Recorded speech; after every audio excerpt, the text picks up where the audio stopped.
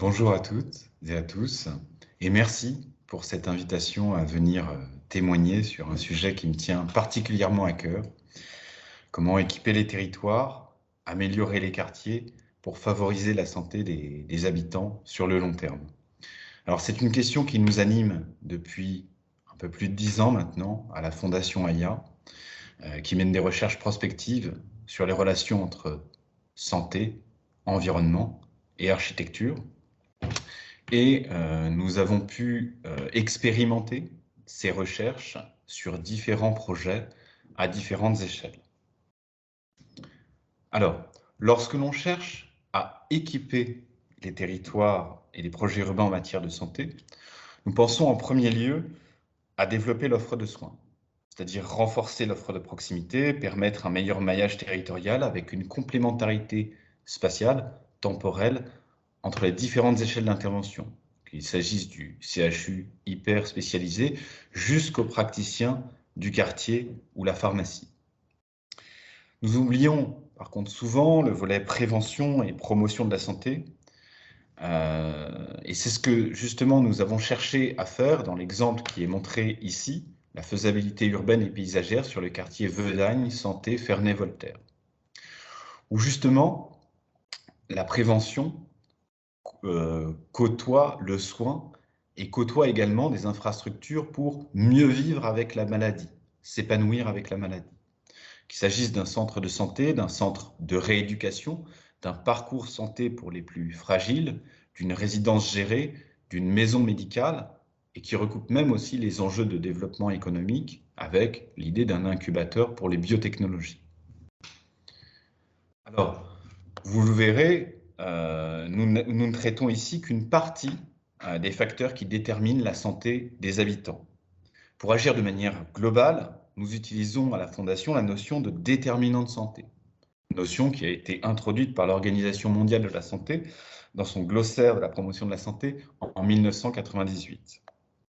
Ce sont des facteurs personnels, sociaux, économiques et environnementaux qui déterminent l'état de santé des populations et dont les faits se cumulent tout au long de la vie.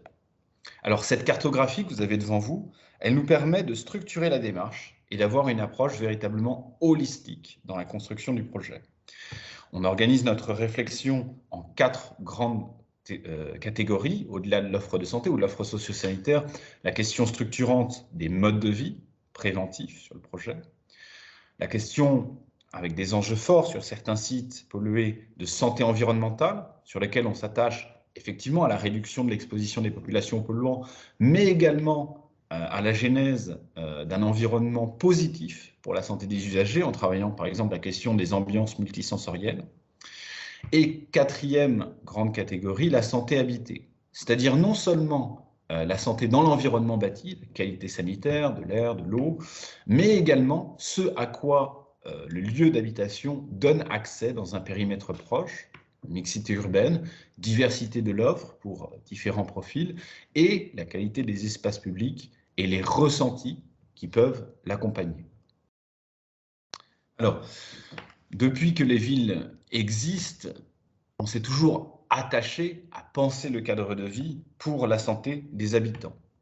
Alors, qu'est-ce qui est véritablement nouveau dans le fait de penser un urbanisme favorable à la santé?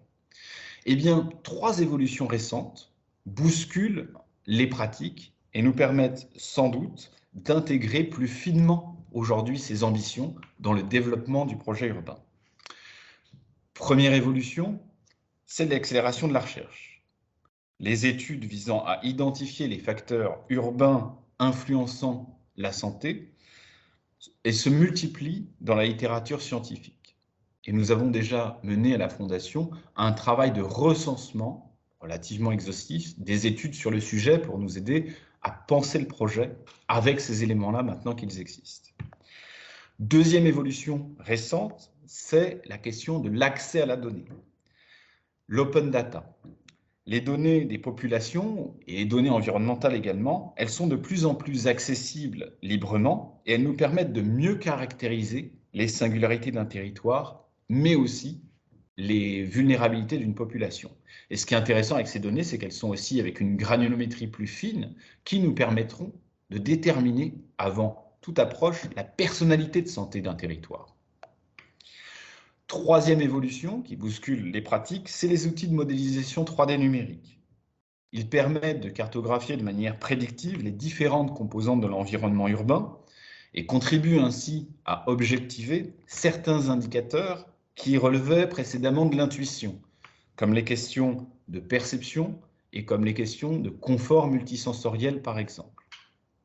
Alors nous allons donner tout de suite un exemple de comment utiliser ces nouveaux outils. Et par exemple, on peut révéler et mettre en visibilité l'offre de soins existante autour d'un projet urbain. C'est le travail que nous avons mené avec la ville de Grenoble sur 2 secteurs d'études. Et cela a permis d'expliquer les différences de perception habitante sur cette offre de soins de proximité. On a mené aussi un diagnostic sensible auprès des habitants pour mettre en exergue ce phénomène de déficit d'accès aux soins de proximité. Et effectivement, sur le quartier de droite, nous avions un ressenti très fort sur cette absence de praticiens, malgré un taux, on va dire, à l'échelle de la ville, plutôt situé dans la moyenne nationale. Et donc, on voit que les cartographies permettent de l'expliquer assez aisément. Mais derrière les chiffres, et derrière même ces cartographies, se cache souvent une réalité plus complexe. Et là, en réalité, à Grenoble, c'est aussi le départ à la retraite de nombreux praticiens et l'évolution des pratiques et du métier pour les jeunes générations qui peuvent expliquer aussi ces différences. Les jeunes générations de médecins sont désireuses d'un emploi du temps souvent un peu allégé et d'un cadre de vie le plus attractif possible. Et donc, pour nous, architectes urbanistes, c'est quand même une conclusion assez forte, c'est-à-dire que le renouvellement des pratiques d'architecture du soin et le travail sur l'attractivité territoriale pour les jeunes médecins, c'est là en tout cas qu'on va pouvoir trouver sans doute une partie de la réponse, peut-être en hybridant la pratique du soin avec d'autres disciplines dans nos rez-de-chaussée urbains. Alors, la présence de praticiens ou d'équipements, ce n'est pas la seule donnée pertinente à l'échelle de l'aménagement. Bien sûr, la capacité d'accès à ces offres de soins est aussi une donnée importante. D'ailleurs, là, on parle d'offres de soins, mais on pourrait avoir la même réflexion sur les espaces verts, sur l'offre d'alimentation saine, qui sont aussi des déterminants de santé. Cette notion de proximité, il faut absolument l'interroger pour différents profils de population. Par exemple, ce qui va différencier population en bonne santé de population en moins bonne santé, ça va être la vitesse de déplacement. Et là, vous avez sous les yeux ce qu'on appelle des isochrones, qui permettent de visualiser les temps de parcours. Et ce qui est intéressant, c'est qu'en les objectivant, en les révélant, on révèle aussi l'enclavement de certaines zones et on peut sans doute penser la programmation des rez-de-chaussée différemment en fonction de ça. Mais là encore, tout n'est pas dans cette approche métrique, tout n'est pas dans la carte. Souvent, le moindre petit obstacle au fauteuil roulant, le trottoir trop étroit, l'absence de lieu de pause sur le trajet, peut être une source de perception accrue des efforts pour se rendre à un lieu qui va assurer la promotion de la santé. Tout ce qu'on se raconte là sur la diversité des profils, c'est lié au concept de design actif.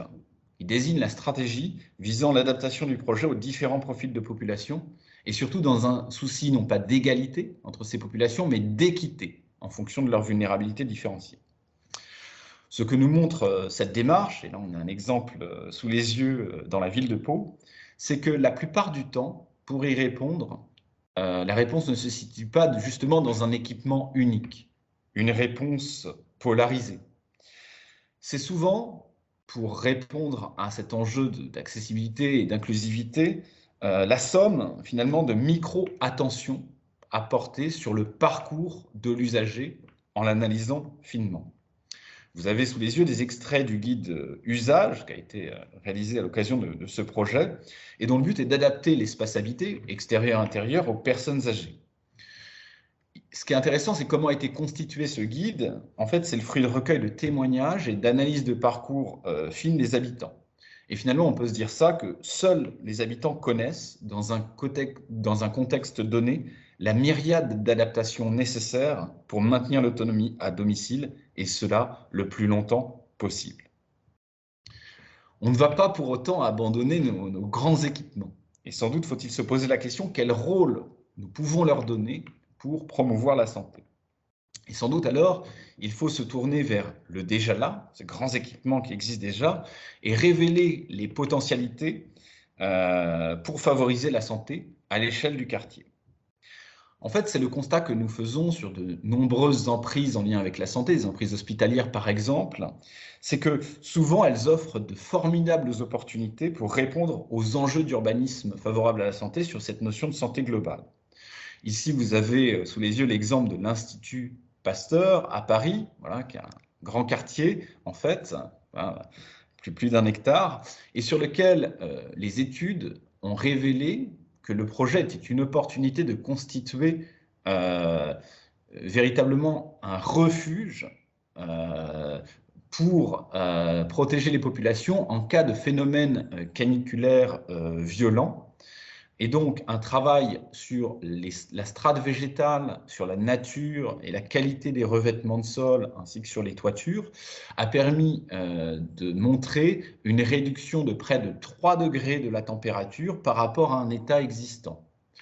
Bien sûr, cette démarche représente une opportunité d'améliorer la santé pour tous les habitants riverains qui se rendront sur ce site comme refuge. Mais ce que montre également l'étude, et ça c'est intéressant, c'est les externalités positives de cette démarche. C'est-à-dire que non seulement cette démarche rafraîchit à l'échelle de l'opération, mais elle rafraîchit aussi indirectement les quartiers riverains. Et donc elle permet d'apporter une réponse intéressante, notamment pour les phénomènes de surchauffe nocturne qui sont à l'origine de nombreuses pathologies ou d'accélération de morbidité. On a tendance à voir fleurir ce type d'espace sur de nombreuses opérations, ces espaces de refuge climatique ou ces espaces fraîcheurs. Nous, ce que l'on défend à la Fondation et sur nos projets, c'est aussi de penser leur mise en réseau, c'est-à-dire de venir superposer à la trame de mobilité active une trame fraîcheur sur laquelle on vient travailler les questions de continuité de la canopée végétale et la présence suffisamment espacée de lieux de ressourcement. On ne le dira jamais assez, inciter l'activité physique, c'est l'un des leviers les plus importants pour promouvoir la santé des habitants. Toutefois, on répond parfois assez rapidement avec un agrès sportif ou avec des choses pour faire du sport, une activité sportive plutôt ludique, et on oublie que sans doute que le dispositif le plus efficient en termes de design actif, c'est le banc. Parce que pour les populations les plus vulnérables qui ont le plus besoin de faire de l'activité physique, ça va leur permettre de s'arrêter, de réaliser une pause et de continuer ensuite leur chemin. Donc paradoxalement, c'est un lieu de sédentarité qui est l'un des leviers les plus puissants en termes de design actif. Alors, parfois, dans certains contextes, je dirais qu'il ne faut même plus équiper du tout si on veut favoriser la santé. C'est le cas ici d'une étude que l'on a réalisée pour Plaine Commune, là, en région parisienne, et qui sont deux secteurs d'études particulièrement concernés par la pollution de l'air, et sur lesquels, effectivement, la meilleure solution reste sans doute, sur certains espaces, de ne pas aménager du tout. Les modélisations numériques ont permis, sur ces deux zones, d'élaborer des cartographies de pollution détaillées. Elles ont permis non seulement de spatialiser beaucoup plus finement les enjeux d'exposition différenciée des espaces, mais elles ont également été utilisées pour analyser différents scénarios d'aménagement et établir des prescriptions en amont sur la programmation des espaces publics et même le positionnement des morphologies de certains programmes. Sur l'exemple à gauche, la solution a plutôt été de constituer un front bâti continu pour se protéger de cette exposition. Mais sur l'exemple de droite ici, la réponse a été tout simplement de ne pas construire au nord d'une certaine de la parcelle sur laquelle on avait des expositions qui dépassaient les limites préconisées par l'OMS. Ne plus équiper certaines fois dans des contextes sensibles, mais aussi peut-être parfois se poser la question de déséquiper, d'enlever des éléments pour créer des espaces de respiration et des opportunités d'appropriation pour la population. Ce raisonnement peut amener des résultats tout à fait positifs sur la santé. Je vais donner ici juste un exemple pour les jeunes enfants. On s'aperçoit qu'un environnement naturel, informel et peu aménagé va solliciter davantage leur imaginaire, leur curiosité et leur créativité. Garantir l'usage d'éléments naturels dans l'espace extérieur peut contribuer à leur développement et à leur capacité créative et cognitive. Donc vous le voyez, il ne s'agit pas seulement d'équiper les territoires, d'adjoindre des éléments, mais plutôt de caractériser ce qui fait sa singularité, de travailler les invisibles, on l'a vu, de travailler aussi les vides, et surtout d'équiper les habitants, c'est-à-dire leur donner des clés d'appropriation sur des modes de vie qui seront favorables à la santé.